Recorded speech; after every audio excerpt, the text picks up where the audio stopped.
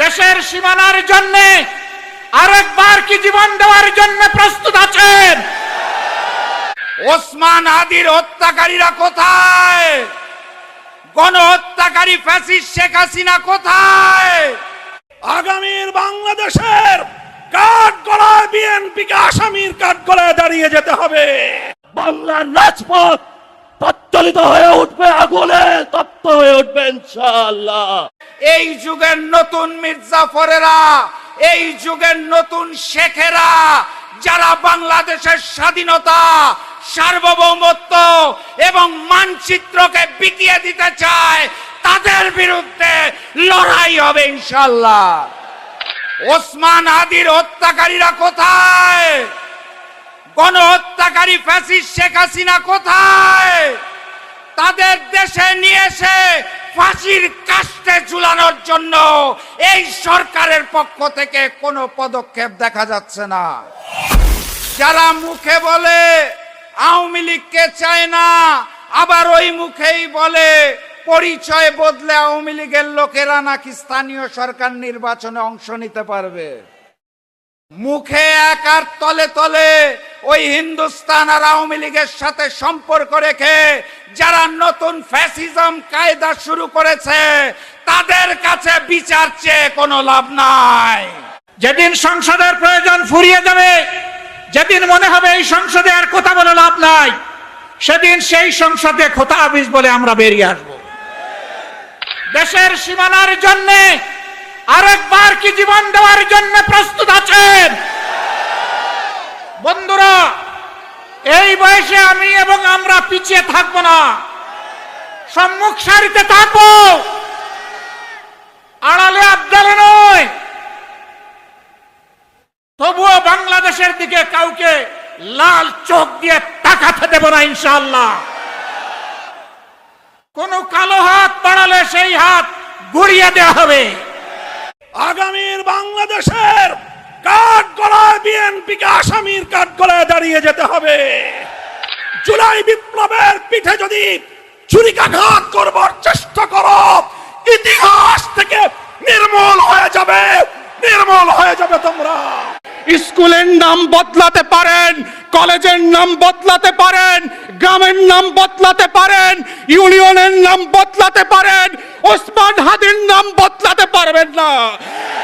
লাখো শহীদের রক্তে কেনা দেশটা কারো বাপের না, প্রধানমন্ত্রীর না, শাহ আলমের কাছেও বাংলাদেশ বিক্রি করে দেওয়া হয় নাই। আজকে 23শে জুন, এই 23শে জুনে বাংলা, বিহার, উড়িষ্যার স্বাধীন শেষ স্বাধীন নবাব সিরাজউদ্দৌলাকে চক্রান্ত এবং ষড়যন্ত্রের মধ্য দিয়ে পতন ঘটানো হয়েছিল। ঠিক একই দিনে বাংলাদেশে তথা পূর্ববঙ্গে আওয়ামী লীগ নামক একই তারিখে 20 বৃক্ষ রোপিত হয়েছিল। তার নাম হচ্ছে আওয়ামী লীগ। এই আওয়ামী লীগ এবং 23 এর সাথে একটা আত্মার সম্পর্ক। আমি এর নাম দিছি আওয়ামী লীগ হচ্ছে 23 মারা পার্টি।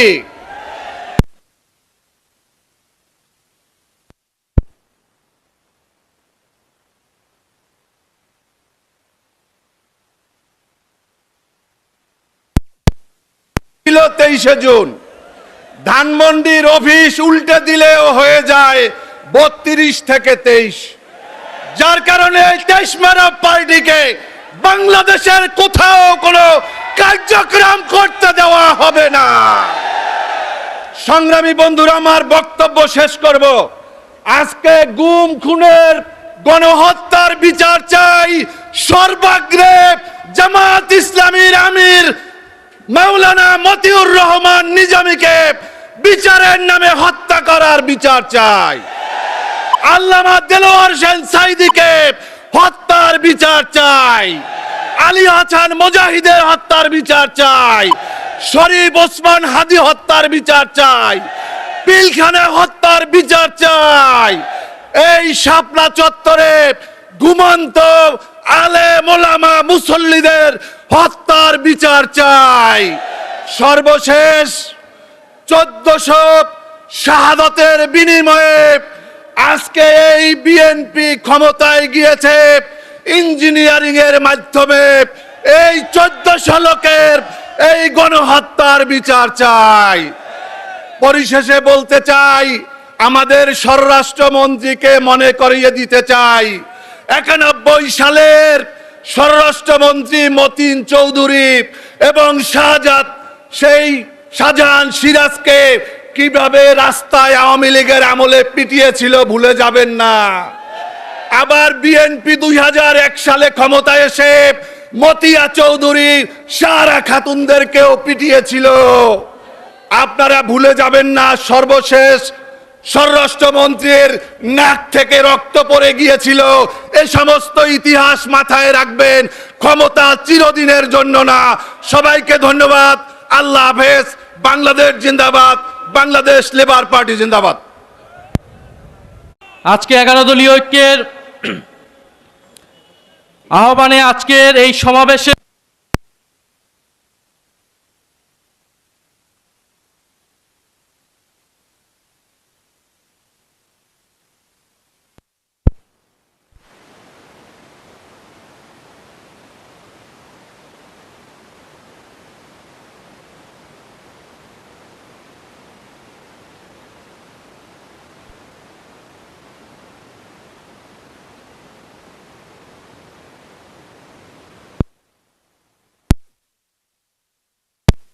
ফলশ্রুতিতে গণ অভ্যুত্থানের মুখে পরে শেখ হাসিনাকে পালিয়ে যেতে হয়েছিল দিল্লিতে। এই সরকার, নতুন সরকার গঠিত হওয়ার পরে গত 4 মাসে আইসিটিতে নতুন কোনো রায় আমরা এখন পর্যন্ত দেখি নাই। নতুন কোনো তদন্তের রিপোর্ট এখন পর্যন্ত দাখিল হয় নাই। এটা স্পষ্টত যে চিফ প্রসিকিউটরকে বসানো হয়েছে তিনি দায়িত্ব পালনে ব্যর্থ হয়েছেন। অবিলম্বে তাকে পদত্যাগ করতে হবে এবং নতুন যোগ্য দায়িত্ববান ব্যক্তিকে বসাতে হবে, যিনি আন্তর্জাতিক ট্রাইব্যুনালের মাধ্যমে বিচার নিষ্পন্ন করবেন এবং দল হিসেবে আওয়ামী লীগকে নিষিদ্ধ করার সকল ব্যবস্থা নিশ্চিত করবে। আমরা স্পষ্টভাবে বলতে চাই, গণহত্যার মাধ্যমে আওয়ামী লীগ বিচারের কাঠগড়ায় দাঁড়িয়েছে, আর সংস্কার বাস্তবায়ন না করার ফলে বিএনপি জনগণের কাঠগড়ায় দাঁড় হয়েছে। এই দুই শক্তির বিরুদ্ধে আমাদেরকে এখন সমানভাবে লড়াই চালিয়ে যেতে হবে। সংস্কার, বিচার এবং বাংলাদেশের সার্বভৌমত্ব রক্ষার জন্য 11 দলীয় ঐক্যের নেতৃত্বে আমাদের এই লড়াই সংসদ এবং সংসদের বাইরে আমরা চালিয়ে যাব। আপনারা সেটার জন্য কি প্রস্তুত রয়েছেন? শরীফ ওসমান হাদী হত্যার বিচার কি আমরা নিশ্চিত করব? ইনশাআল্লাহ সেই সকল হত্যাকাণ্ডের বিচার আমরা নিশ্চিত করব।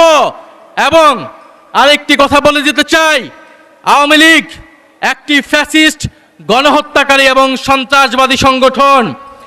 আওয়ামী লীগ দেশের স্বাধীনতা, সার্বভৌমত্ব বিরোধী সংগঠন, যার আশ্রয় হয়েছে দিল্লিতে, কারণ আওয়ামী লীগের শেকড় রয়েছে দিল্লিতে। আওয়ামী লীগ একটি ভারতীয় পার্টিতে পরিণত হয়েছে, আগাগোড়ায় এটি একটি ভারতীয় পার্টি ছিল। ফলে আওয়ামী লীগের দেশে আসার, আওয়ামী লীগের রাজনীতি করার সুযোগ বাংলাদেশে 5ই আগস্টেই সমাপ্ত হয়েছে। যারা সমঝোতা করছে, যারা নতুন করে স্বপ্ন দেখছে আওয়ামী লীগকে রাজনীতিতে পুনর্বাসিত করার, তাদের পরিণতি আওয়ামী লীগের মতোই হবে। আমরা স্পষ্টভাবে বলতে চাই, আইনমন্ত্রী বিচার করা না করার কারণে তিনি স্পষ্ট ব্যর্থ হয়েছেন। স্বরাষ্ট্রমন্ত্রী নিরাপত্তা দিতে না পারায় তিনি ব্যর্থ হয়েছেন। তথ্যমন্ত্রী তিনি স্পষ্টভাবে ব্যর্থ হয়েছেন। আওয়ামী লীগের সুশীল সমাজকে তিনি মিডিয়া স্পেস দিচ্ছেন। এই সব কিছুই বাংলাদেশের জনগণ দেখছে।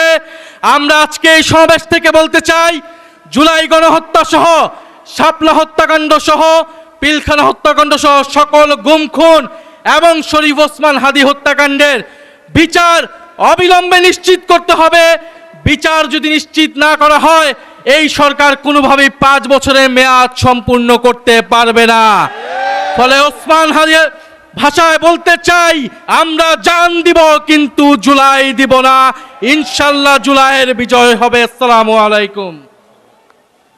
প্রধান অতিথি বাংলাদেশ জাতীয় সংসদের মাননীয় বিরোধী নেতা আমির জামাত ডক্টর শফিকুর রহমান, জাতীয় সংসদের চিফ হুইপ এবং জাতীয় নাগরিক পার্টির আহ্বায়ক জনাব নাহিদ ইসলাম, অন্যান্য নেতৃবৃন্দ, সাংবাদিক বন্ধুগণ, সংগ্রামী দেশবাসী, আসসালামু আলাইকুম ওয়া রাহমাতুল্লাহি ওয়া বারাকাতুহু।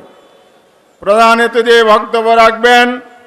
আমি শুধু একটি কথা বলবো, যে বিএনপির 100 দিনে দেশে 915টি মানুষ খুন হয়, সেই বিএনপির কাছে বিচার দাবি করে কি লাভ আছে?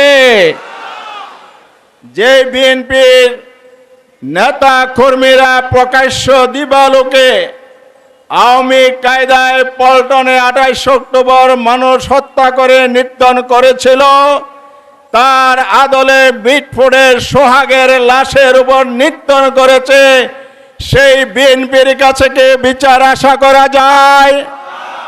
যেই বিএনপির শাসন আমলে অন্তর্বর্তীকালীন সরকারের 80টি মামলা ট্রাইব্যুনালে দায়ের হওয়া, 73টি মামলার বিচার কার্যক্রম শুরু করা, 60টি মামলার রায় দিয়েছে, সেগুলো স্তব্ধ করার জন্য দলীয় প্রসিকিউটর নিয়োগ করেছে, সেই বিএনপির কাছে এই বিচার দাবি করে লাভ নেই।